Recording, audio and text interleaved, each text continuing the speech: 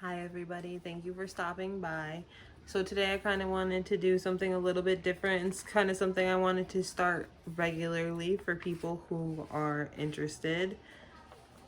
And maybe you might know, if you are not interested, somebody who is interested. So today I wanted to talk about some things because I have people who are have similar situations to mine, and even if they're not similar, they have a situation with their family, a member of their family having some type of medical complex issue. So, with that, I wanted to offer some things and resources that along the way I have found very helpful.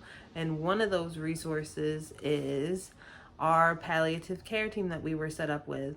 And we've only been working with them for a short time, but all the things that they have offered with us so far has been amazing. They sent home a care package to my family. It offered books for kids to help with coping, like when me and their dad are away at the hospital with Lennox and we can't be here for them, or just, sometimes we give Lennox a lot more attention than we give them, and they understand it for the most part, but that doesn't mean that doesn't hurt them. So the palliative care team has sent home some materials to help us and help them with that, which has been great. They have their own team of doctors, nurses, therapists, and care coordinators to help you set up all the needs you have for your family and for Lennox too, because not only do we go through things, Lennox is going through this on his own. He's the only one going through Dravet syndrome. We are his advocators and his supporters in this situation, yes, but we don't physically feel the effects. So they can also offer help when it comes to doctors and specialists talking to you, and they kind of say a lot of stuff to you quickly, and it's a lot to take down and understand and just process, and the palliative care team will help you understand things and process things a little bit better. And they're not the specialists, so they kind of have like a broader look on things, like how you would have a look on things, because you are also not a neurologist.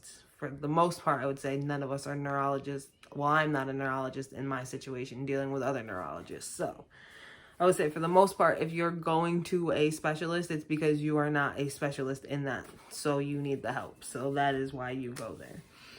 So the main goal of a palliative care team is to have it set up so you are not making any huge decisions in moments of crisis, because you don't want to have those stresses, because then you're sitting here thinking, did I make the right decision? Did we do the right thing? That's why it's important to speak with your specialist, and then second opinions. Yes, some doctors might be like, no, don't go get a second opinion. Why do you need to do that?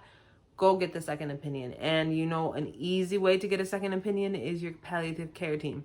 And they're not going to sit here and toy around with you. They're going to give it to you straight. The facts are how they are. And then they may recommend you to go speak to another person, like whether it be another specialist or just, another facility, because they might be able to offer better things than what that hospital can offer for you.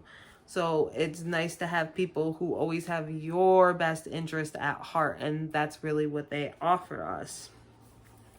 They are definitely gifted communicators, and for all the reasons I just listed before. So it's definitely something to think about if you're dealing with a family member who has a life-threatening illness.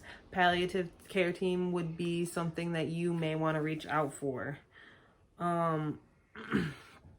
The team also includes, I know I said care coordinators and stuff like that, but they also have their own social workers, so that is nice too.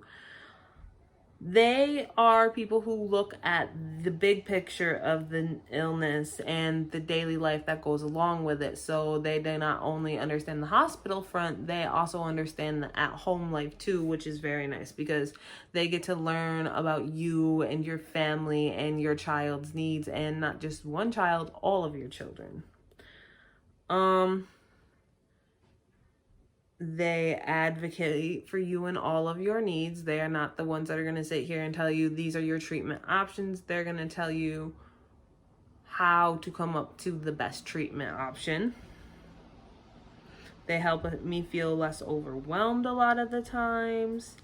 And important things to remember, because when I first was brought to the attention of palliative care, I was kind of scared. I was like, oh, end of life care? Like, Lennox does not need end of life care right now.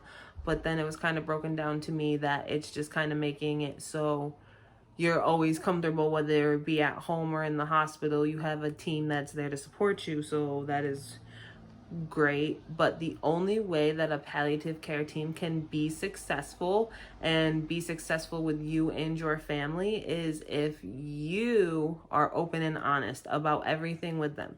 Because if you're not honest about things, they can't meet all the needs of your family. So it's important that you're honest. Like, if they ask you if you smoke, tell them yes, don't tell them no.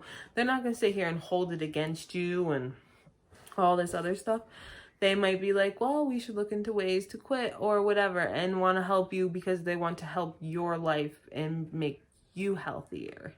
So just something to keep in mind if you are going to reach out to them, because let's face it, let's not waste anybody's time if we're not going to take it serious. And I take the team that is provided to us, I take everything that they offer me very seriously. So don't waste anybody's time, because what you're doing is taking it away from some other family that could possibly use that time, space, energy, and all that they offer. So just remember to keep that in mind.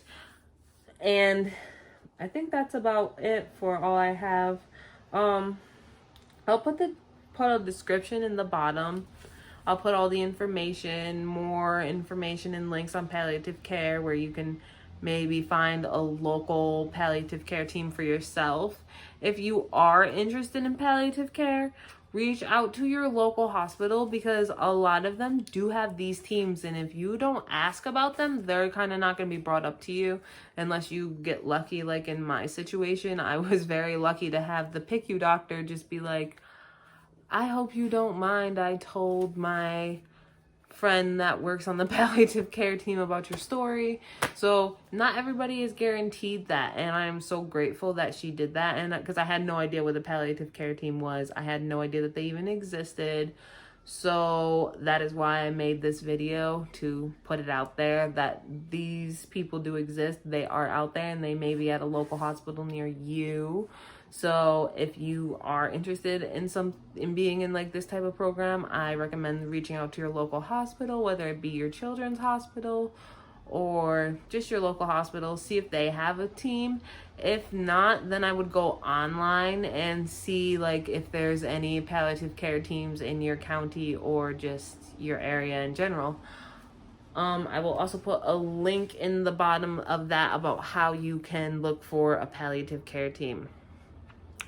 So, if you found this video informational, or if you think you may know somebody who will find this video informational, please share me out and like and subscribe, because I'm going to have more information when it comes to things like palliative care and other resources for families with medically complex children like ours.